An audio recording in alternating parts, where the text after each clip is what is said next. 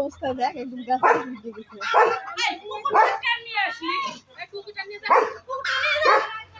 চলে যা তো, প্রথম কুকুরটা এনে ধরে রাখবো। কুকুরটা কেন নিয়ে আসলি? রাগ ধরে গেলে ডাক্তার কামড়ায় বেড়াবে জানিস।